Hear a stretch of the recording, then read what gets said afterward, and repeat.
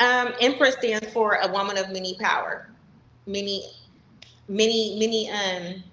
It's a woman of many powers. Pretty much Empress, an empire. It sells Woman, itself. woman who can do it all. Hmm. That's me. Unless you want to stay in your culture or stay in Jamaica, Hmm. then let's focus only on Jamaica, Correct. right? But you want to get global. You want the US, you want to get to the US, you want to get to Panama, you want to get to Barbados, you want to get global, right? Don't get a Diddy contract. So we call them Diddy Mm-mm. contracts, right? Because it's when like you sign and be like, "Ooh, you can't get out of them." We call them Diddy contracts. But All right, so let's get this thing started. So my next guest is the CEO and founder of Empress Ann Records. It's an independent label focusing on developing and promoting music talent. Um, she's been in the industry for a little while now, so I'm really excited just to have her on, just to chat with her for a little bit. Managed to stumble onto her through some really good sources, and I really appreciate it. So, welcome to the platform, Empress Ann. hi, how are you? Oh, I'm good. Very nice to meet you. Finally, I know I stay busy. you're a busy woman, man. What keeps you so active? I've always been like a workaholic. It keeps me going. I've been this way since I turned 16. So um, I just overworked myself. And then I'd be like, why did I do this? But yeah, it's just who I am. Why? Okay, let's go into that. What makes you overwork yourself like that? Um, I would say it probably just start with my childhood. And then my father, he was in the military, but he owned several companies and businesses, and he was always doing something. Like he couldn't stay still either.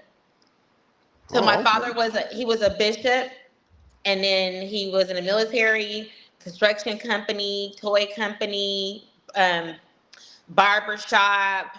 He was youth advocate, prison worker. So he never stopped.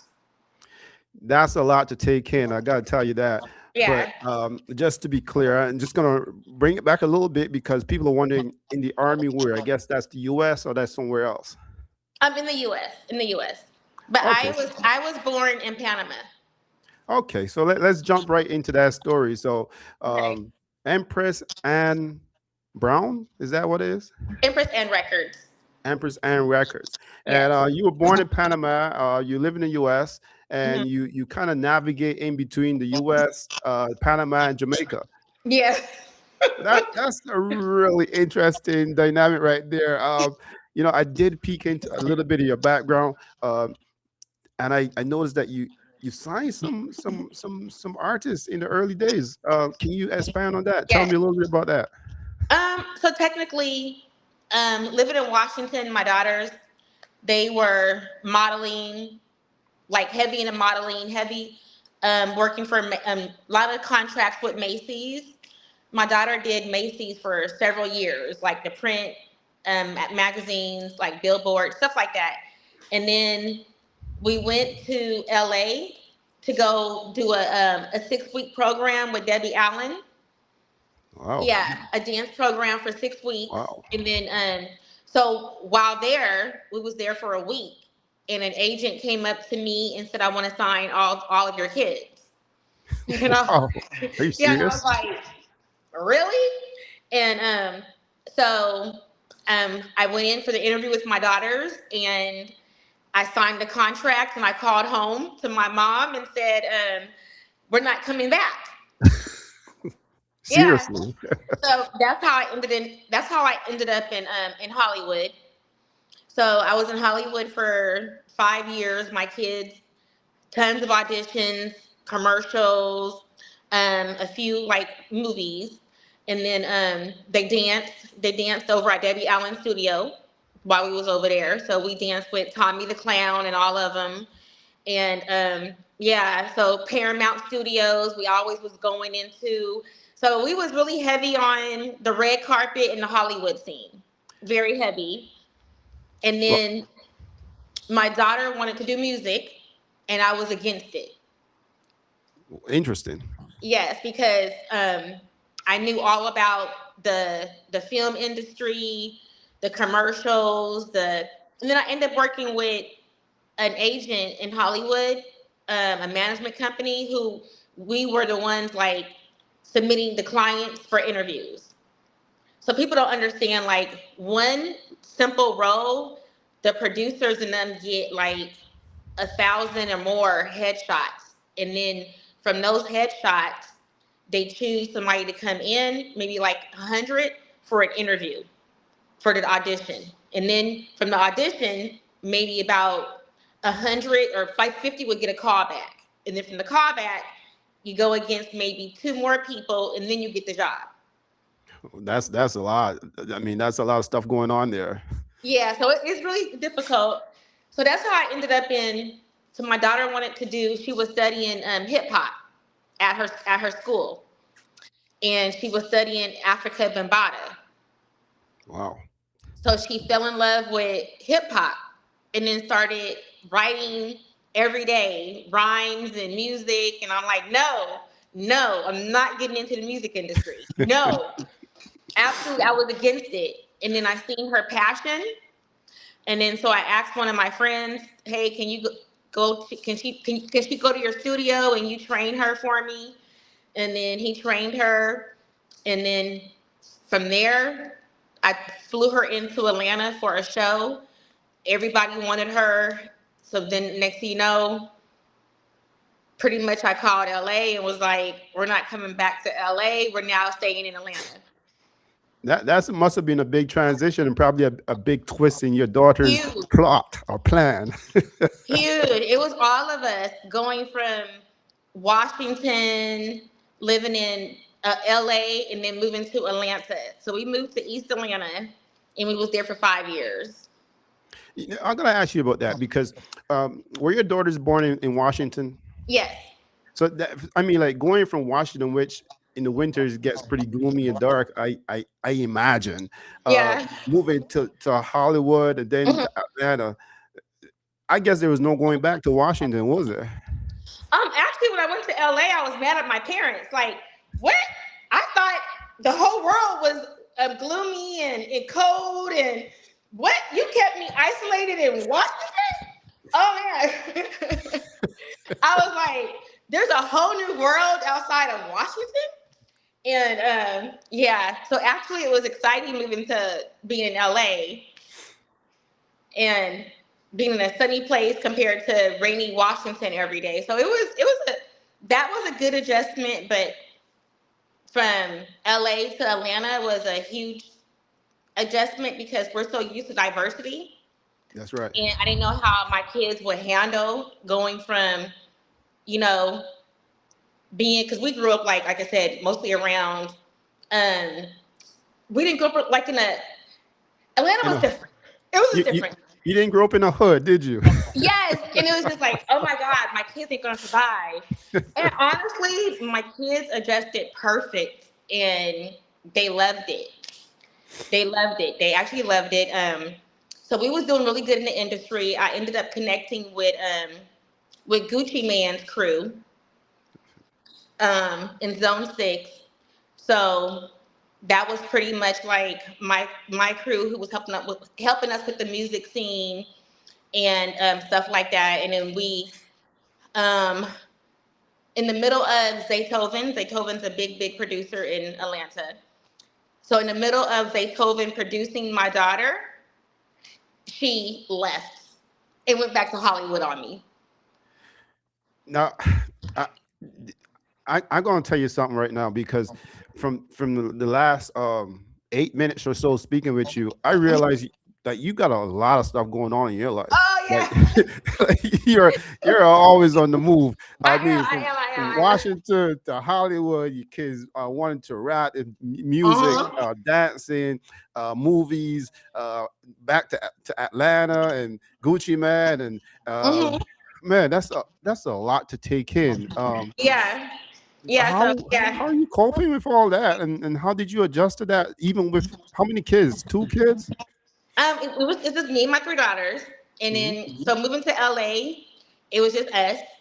I just went on my own, and then moving to Atlanta, it was just us, and then yeah. So like I said, it's always been a big adjustment, but I always just go with the flow. I always go where God leads me, and like I said, from Atlanta, I end up getting out the industry. So when my daughter left, I I went through probably 6 months of depression because all I knew was the entertainment field. Oh wow. I've been in the entertainment field for a very long time, like since my kids was little, because they made a lot of money. Don't get me wrong, doing television, all that stuff. And so when it was my other 2 kids didn't want to do it anymore because they wanted to focus on their education. They did not want to miss no school because you literally go on auditions almost every day.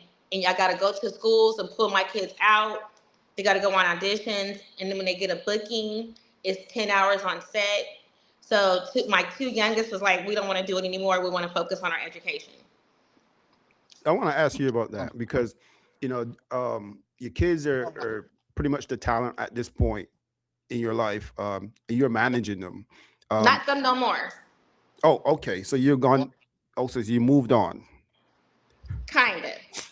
Kinda. Tell me about that. Kinda. Okay, so when my daughter left, I stayed in Atlanta one more year until my daughter graduated from school. And Okay. then she graduated top of her class, full scholarship too. So then we moved to back to Washington for my youngest daughter to finish school.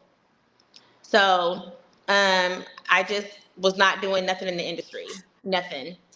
Hmm. And then I still was getting some bookings for my oldest daughter. I got her still a few couple of TV appearances and little couple of bookings, so she can get some little side money. And then I just was just doing anything. So then my mom passed. My mother passed in 2021. I'm sorry to hear that. I'm sorry for your loss. Thank you.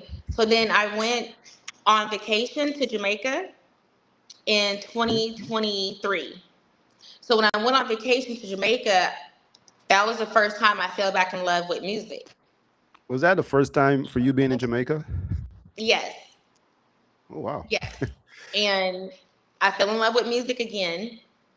Literally, that was the first. Because when I left Atlanta, everybody was begging me to be their manager. Like literally, I'll pay you. Everybody wanted me to be their manager. I'm like, no, because if my heart isn't in it, I don't want to do it.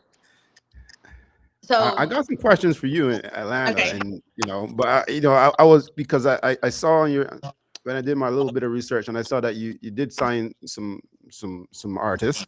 yes. Um, can you tell me about that? Was it 300 Savage? Is that what the name? So I just dropped at 1 o'clock. I just dropped his music video today, actually. So I was like, oh, we got to move the interview to 1:30. I got to drop a video. Um, yeah. So in 2023, when I went to Jamaica on vacation, I was like, okay, I want to get back into music. I'm going to go to Jamaica and open up a record label. So then 1 year exactly from that day, I went to Jamaica and started my label in 2024. I didn't really know too much um, about the music industry for Jamaica, Hmm. and it's totally different than the States. I bet. So, yeah, so when I went there, I signed like 10 artists, and everybody was looking at me like I'm crazy. Like, who is this girl coming here signing all these artists? You don't do that in Jamaica. And I was blindsided, didn't know. I made a lot of mistakes in Jamaica. Um, Technically, um, I'm down to like 2, 3 artists. You can only focus on one artist in Jamaica. You I was going to ask cannot. you about that.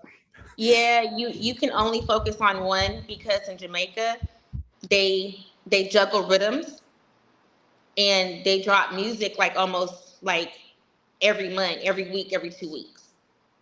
So they're consistently doing new music videos. So you're putting out a lot of money because you're videos.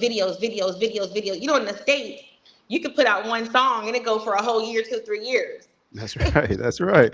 I mean, because they move really quickly in Jamaica, and I tell Yeah, you, yeah, you know, just the rhythms alone, they're always producing. They're so quick. They're so fast. You know, it's yeah, always evolving. Yeah. yeah. So that was just, whew, um, dealing with the culture. I didn't really know too much about their culture. It's really different from the States. So I was dealing with a whole bunch of different personalities, not understanding um, them. Just like they saying bad, us bad means bad, but bad means good. And I'm sitting here like taking offense to every single thing that's being said. Like what? That's why I didn't really. It was a hard year. It was a That hard year and a half in Jamaica. Really, really hard. that must have been quite a culture adjustment. Also, Yes. not only culture. I mean, you being born in Panama, you probably connected to Panama, right? So, No. oh, you're not connected, No. man. So, do you speak Spanish at all? Okay. So what happened was, so I'm in Jamaica. Um, I came to Panama. My first time coming to Panama was in 2022. So when I came to Panama in 2022, because I was born here, but I was here for like 5 years through birth. Right. So then I came here for the first time on vacation in 2022, and I fell in love with Panama. I was like, oh, I want to move to Panama. But instead, I moved to Jamaica. Mm. So recently, I decided to bring my artists to Panama to promote and do music.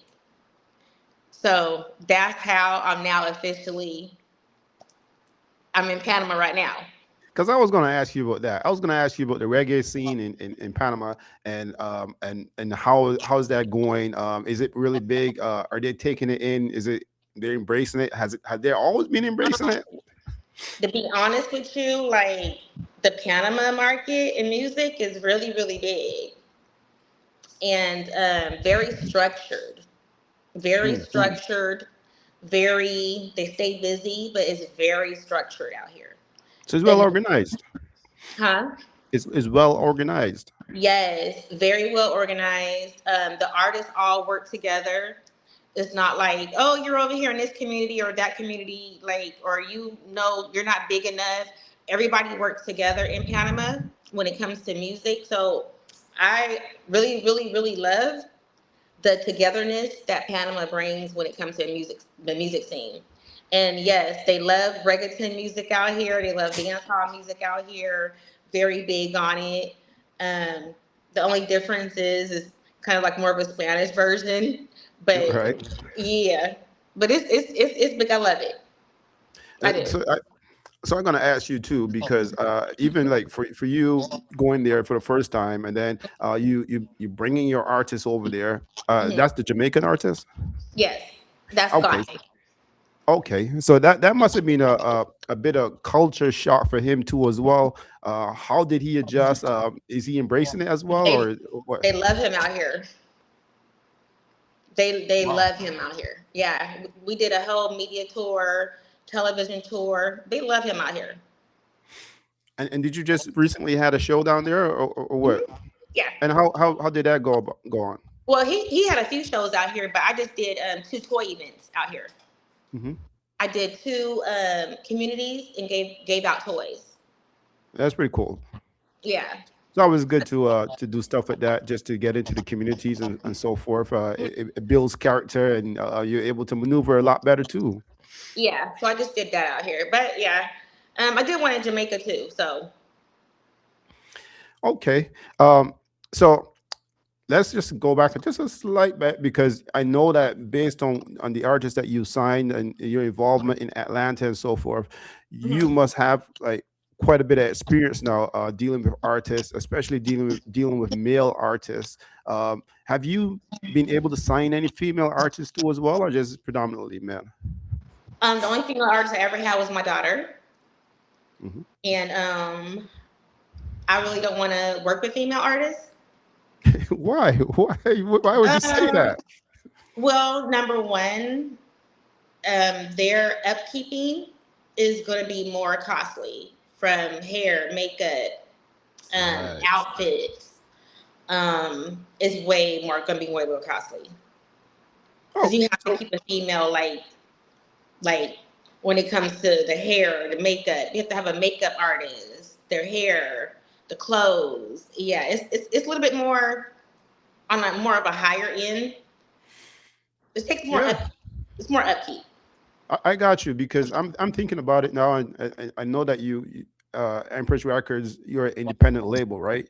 Yeah, So are you responsible for? I I do mean, everything. for everything. Wow. Mhm. So you got a bit of responsibility. Yeah, I Um, do everything.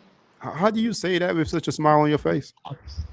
Oh, because God blesses me and I'm able to, I manage it and handle it. My kids are good, they're well off and they're good.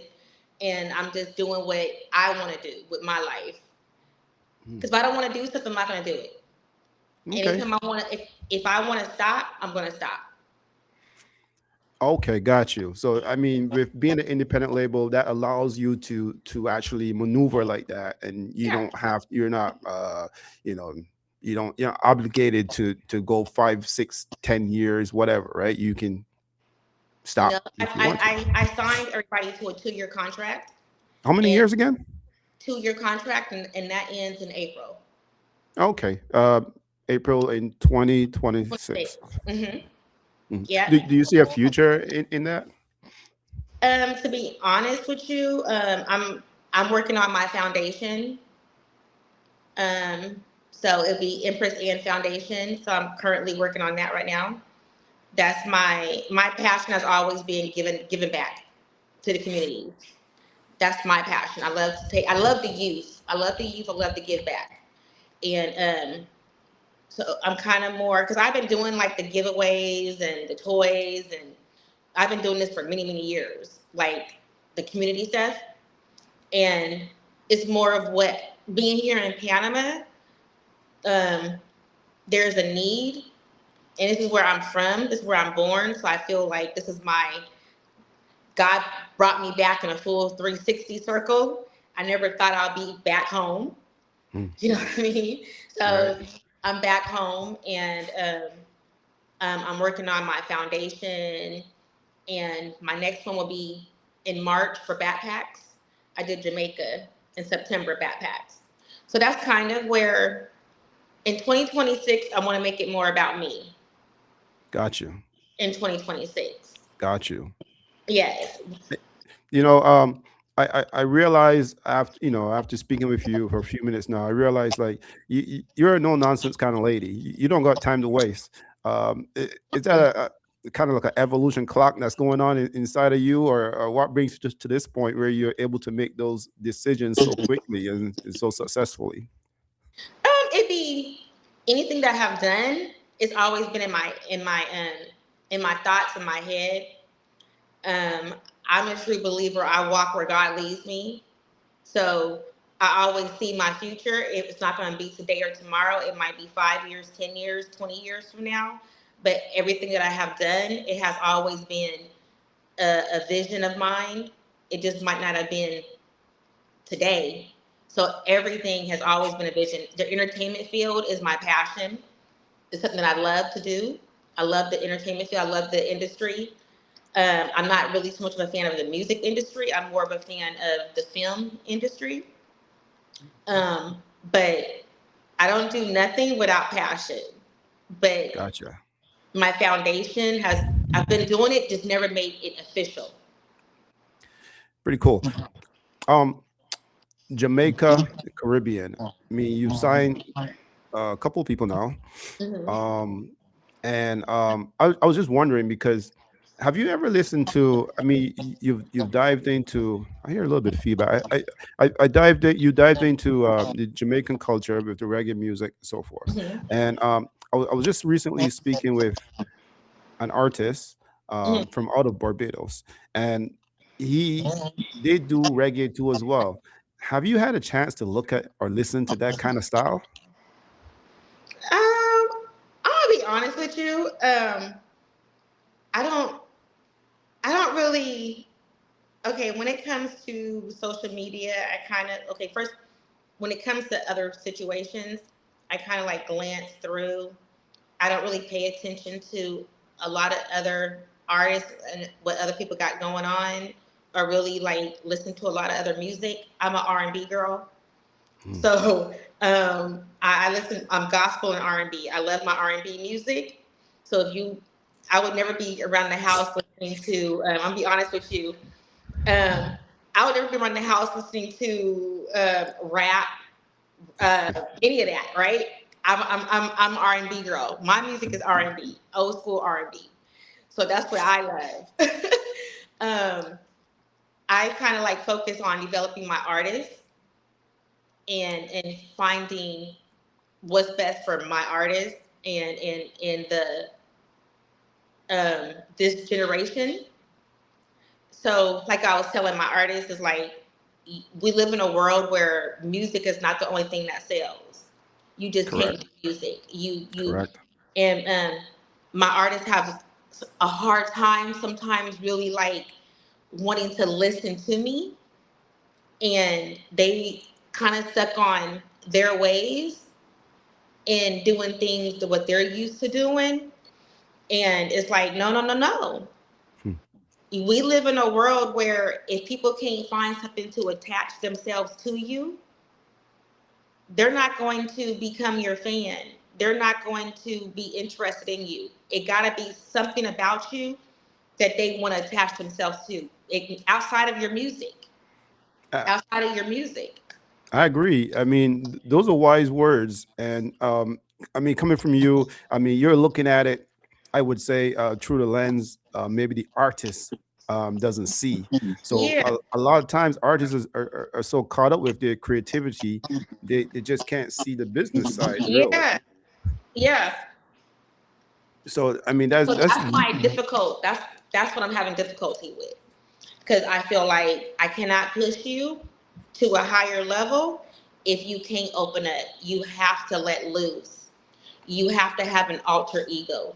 How you are every day cannot be as you are as an artist. You have to find your alter ego as an artist. The social media and the internet is what sells, unfortunately. We yeah. don't live in a world where, oh, you a good artist, you got good music. They don't care. But once they like you and you get your fan base, then you can, because like I said, you can walk the street, they're gonna love you because now they love you. And that is absolutely correct. I'm Hmm. really glad to hear that you're kind of uttering those kind of words. Like I was explaining to him, like, okay, you got the artist game. They love Skane because he's a performer. He get on stage and he act crazy, but people love him. You have to find something that the audience are going to be able to connect with you about who you are as an artist. So that's kind of like why for 2026, I'm like, okay, I'm gonna focus on me and let them figure out them, because I did my part. I did my part. What else can I do for you? I did my part. Tours, media, television, promo. I did my part. So if the audience isn't connecting with you, you need to find out why. I'm trying to help you, but I can't be you. I'm not the artist. In this Until game, you you can't be you find you it doesn't make sense trying to be a friend. Keep it strictly business. hmm Yeah, and that's I am to me all year I focused on 24/7 my artist, music 24/7, 24/7. And I feel like you guys are not getting it. You have to connect with the internet. If you're not connecting with social media, I can't keep what else can I do? I mean, that's to I be can't honest. grab your phone and become you and then start recording and be like, that's how you gotta be. You know what I mean? Like you gotta be, you know what I'm saying? Like how you gonna be? If you on here like this, like, You gotta yeah, move. I'm so and so That's what you and say. being cool, whatever. Like, but if you on there like, hey, what's up? Yeah, jumping up and down, yeah. They're gonna be like, all right, this is interesting. Let me tune in. Am I lying? Well, nobody wants a stiff. They say the only stiff they want is I can't really say that, but nobody really wants a stiff. So that's just You the got new if you age. want to still let loose, be well.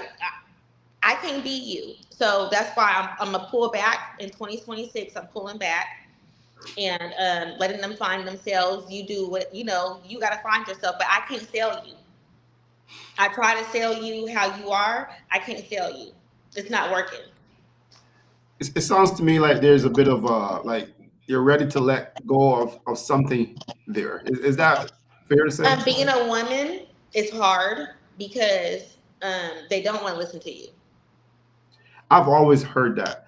And I'm a married man, so I mean, Mhm. I hear that a lot from my Yeah, wife in terms of the culture, in terms of community. She yeah. tells me that all the time. I mean, to be fair, I listen, but They don't. I'll but be honest. They don't want to she, listen. I'm a woman. she I'm tells me American. that all the time.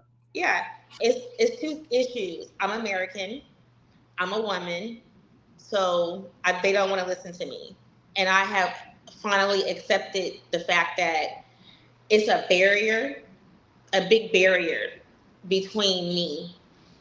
Because first of all, like there's a culture difference, and unless you want to stay in your culture or stay in Jamaica, Mhm. then let's focus only on Jamaica, Correct. right? But you want to get global. You want the US, you want to get to the US, you want to get to Panama, you want to get to Barbados, you want to get global, right? So you have to get in your mind, you got to change. You have to be open and more willing to have an open mind to be able to say, okay, you know what? This person didn't grow up in Jamaica. So she knows what everybody else want to see. That's right. I have to listen to her. This woman has been in the industry over 20 years. She lived in Hollywood. She's been in Atlanta. Atlanta is the music scene. You know what I mean? The hub. You, you, They you would know, tear you apart in Atlanta. I mean, to be quite honest, like I would take all those advice from you immediately if I was an artist because Yeah. you got so much background right there. You're saying you're coming from the U.S. Hmm. Me alone, maybe it's experience a little bit that I have, but you travel. So you moved out of Washington, you gone down to Hollywood, you get to Atlanta, you make the Hmm. effort to go to Jamaica, then you start signing people. Yeah. Uh, that's a lot of stuff. I would listen right away. Yeah. But it's like they don't. They don't. And it's like, okay, I bring you to Atlanta, they will eat you alive. They even told my artists, like people who I dealt with in Atlanta were heavy promoters, like big promoters in Atlanta. And they even I have speak to one of my artists and they told him, and I'm like, I'm not lying. So then when I brought my artist to Panama, everything that I told him not to do, they told him to his face. Right. And I said, see, I was kind of you never would listen to me. But But Empress, I'll be honest with you. I find in my short time of life so far is that sometimes for males, it's so difficult for them to get past a pretty face. So they're so focused in on the other things. They're not focusing on what you're actually saying. mm-hmm. Uh, but in the US, you were able to figure that out, I think. Or is it the same? It's the same. No, no, Oh, no. I didn't. I'm gonna be honest with you. In the U.S., I didn't have a lot of issues because in the U.S., people was hustling. You know, people was trying to make that money in the U.S. No matter what. Like artists, producers, they trained me. You know, my one of my producers and friend is um, one of Diddy's producers, J. Walker, him and Stevie J. So I wasn't around just anybody. I was around big names in LA and Atlanta. I've been blessed to always get into like a big circle. And they trained me. mm, What I tell you, they trained me in marketing. moving around. They streets. They train me how to be in the streets. Music is like selling drugs. That's how you have to think of music. Like you got to be in the streets, it's hustling. So I was trained by men, and they were strict and had me going every day. Hmm. That's how I was trained. You know, but going to Jamaica is really kind of different because, like I said, people don't take me serious. Um, they don't want to really listen to me. You know, it's more of what we're doing today. Okay, you got the record, we go to the studio. When my video being put out? All right, cool. It's more of the image thing rather That's than right. getting to the cross line. Hmm. I find it really interesting hearing that also because Jamaica's been heavily signing artists Yes. for over the years as well. Uh-huh. They do really well in the reggae industry. Obviously, it was born there, so I figure by now that guys would already know that business part of it very easily. It's getting it's more since I've been doing music because Vibe Cartel got out. Hmm. So now the music industry in Jamaica has changed a whole lot.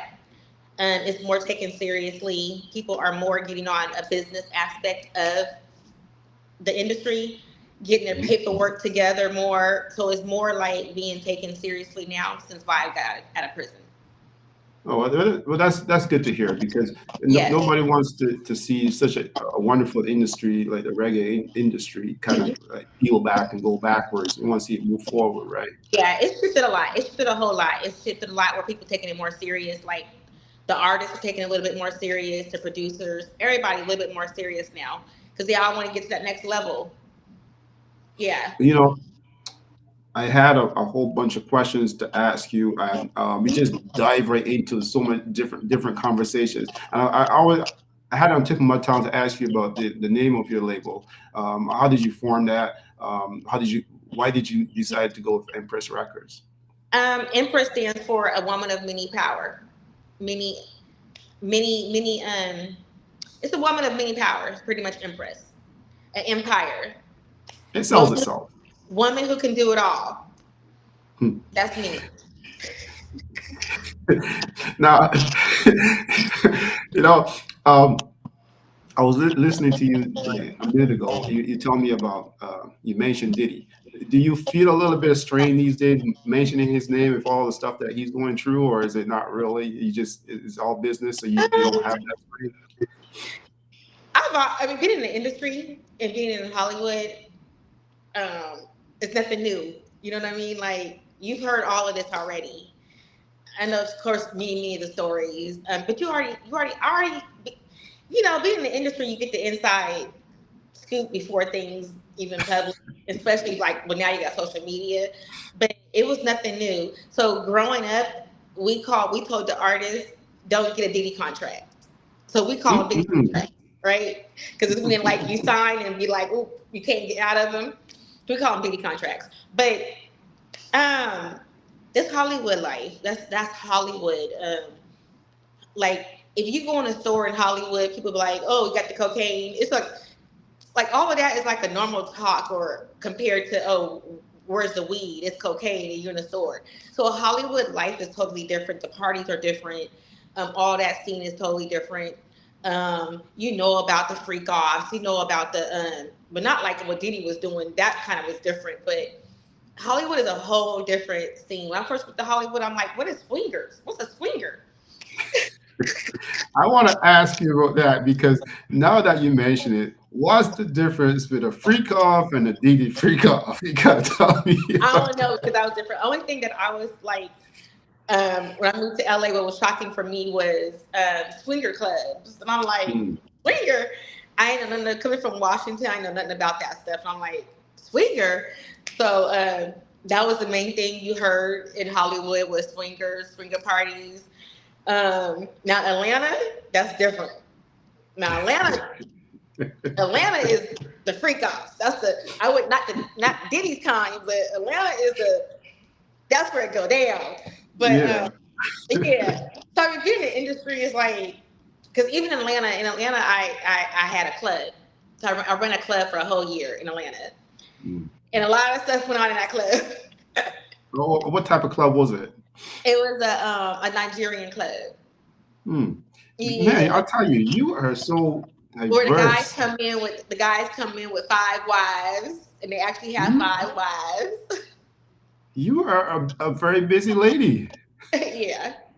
You are not afraid. I'll tell you So that much. I seen it all. Oh my goodness. This is real cool talking with you. I'm really glad we did this because I wasn't sure. I wasn't sure. I was saying like, okay, Panama. There's a Panama connection. Is she predominantly speaking Spanish? Is she English? Is she American? I Is she Jamaican? There's like, so much things going on through my head before we had this conversation. yeah.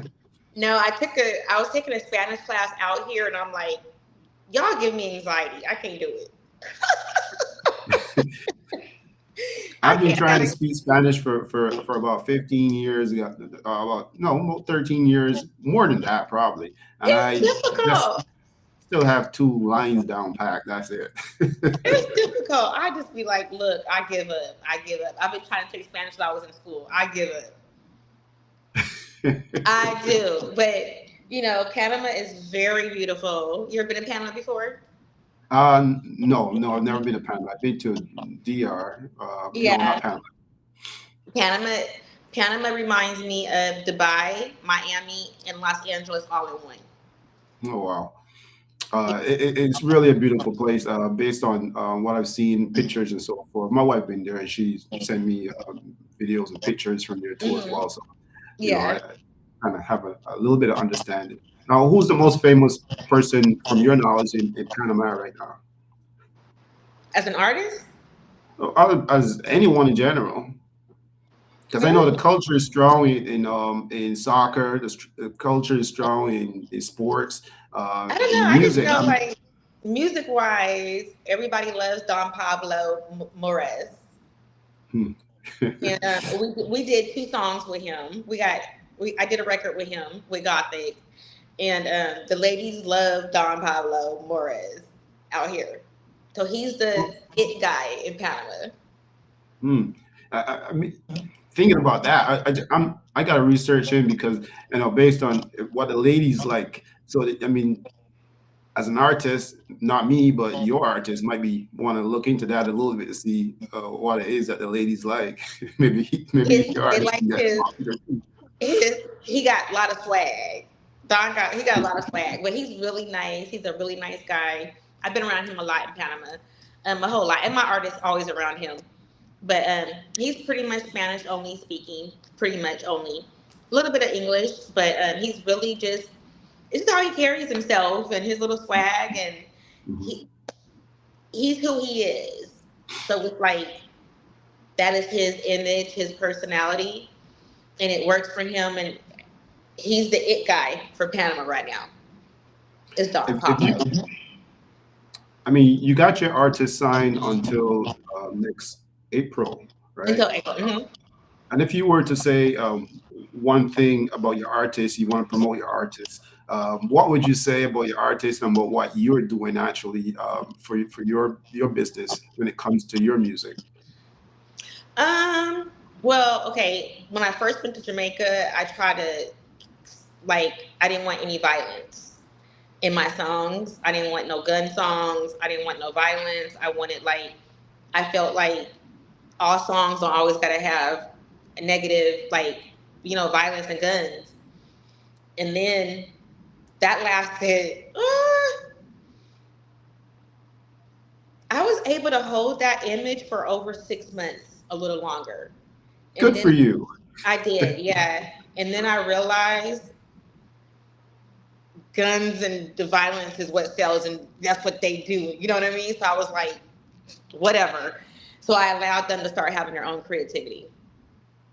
Because I was going to ask you about that because I listened to your artist and I was listening to the lyrics and I'm like, man, as a woman, and you just told me, but Hmm. I was going to ask you about that. Like, how do you feel about the lyrics when use saying certain things about women and The saying beginning, it violence? wasn't allowed. It wasn't allowed. Um, I cut a lot of music Hmm. in the very beginning, so I was very hated on because I was like, nope. So, like I said, the first 6 months, a little longer, none of that was okay. None of it was okay. None of it. I didn't allow it. I wasn't going to put out anything like that. And I wanted to be a label that was more a positive image. And then I was like, you know what? Let me let my artists have their own creativity. Let me let them just do them. And that's what I did. Interesting to hear. I guess that's the reality of the music business. Mm-hmm. That's what I did. I was like, you know what? I don't want to make the same mistake with my daughter and being so controlling. Hmm.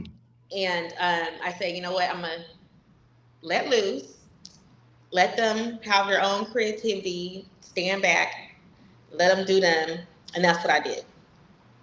Is it tough for you to do that? Um, well,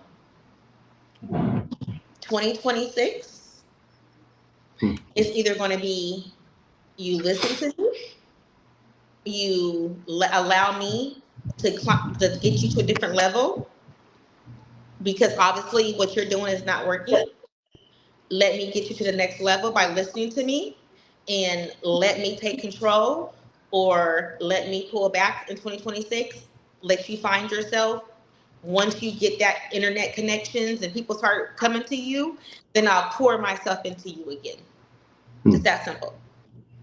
So I guess the Jamaican artist, a little bit of experimenting, brand new label.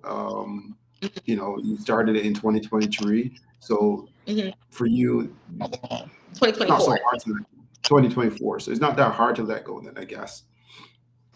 Um, this is what I said to myself when with my daughter.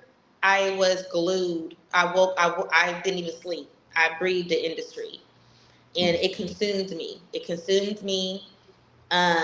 Designing her clothes, getting her clothes made, everything.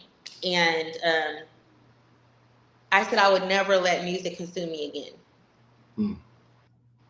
I would Gotcha. never let it consume me. I would never let it consume me again. I would never let it take over my life. Next, I'm 10 years into the industry, and I'm like, what did I get out of it? So I'm not going to do that again. So currently you're focusing on your foundation, and maybe you can expand a little bit on that and tell me more about your foundation and what you're doing actually for now and maybe for the future. Hmm. So I like giving back to the less fortunate.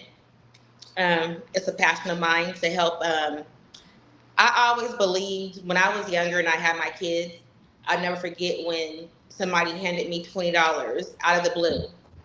And that person didn't even realize I really needed it to buy my daughter some diapers. Hmm. So sometimes people don't realize one little simple thing that you can do for somebody can change somebody's life. That's correct. Yeah, One little it simple goes a thing. long way. You never know what you doing might make a big difference in somebody else's life. It can like it doesn't matter. But regardless, it's like I've always been that person to where I remember where I came from. And Hmm. I just know everybody needs some help sometimes. And you just never know. And it stays with you. And then you can change somebody's life. Like the youth. Um, you just never know whose life you're going to change by this little thing that you do for them. It don't got to be much, but just a little gesture you given to somebody is hope. Yeah, I Everybody. mean, I was going to say that's safe to say that you're going to leave a pretty good legacy as Mhm. you start building this foundation Yeah. and you move on. I mean, a face goes to the name, but also what you're doing will impact communities, especially in places like you mentioned, Panama, Yeah. even Jamaica, if you expand to other places. But that definitely will leave a long-lasting impact Yeah. with these communities. Yeah. And that's my goal. That's always been my passion because I've been doing it for forever. I do that forever. Even though, like, I'll go without to make sure that somebody has a Christmas gift. These kids. I've been doing it for years. Christmas, back to school, all of that stuff. And we live in a world now where people are struggling in the U.S. So, like I said, a parent is going to appreciate the fact that you got their kid a backpack, because Of course, they don't want their kids going to school. They don't have a backpack, but they can't buy them one. So the little things you do makes a difference for somebody who don't have. Hmm. Yeah. Are So you doing this it's all by giving hope. yourself? Sorry, I didn't mean to cut you off there, but are you doing this all by yourself? I did it by myself. Yes. Hmm. Is that Yeah. I easy? funded it myself. So I take my hard-earned money and make sure that I go out and give. Yes. And shop and buy. I just gave back to Jamaica. So Jamaica, I bought a whole truckload of essentials. I bought laundry soap, gloves, sanitizer, diapers, toilet paper. I bought a whole bunch of stuff to Jamaica like 3 weeks ago. And they just had the hurricane down there too as well, so that Yeah, must that's have why. been very much welcomed. Yeah, that's why I gave back the essential products like 3 weeks ago. I bought cases and cases of diapers, all that stuff, and gave back.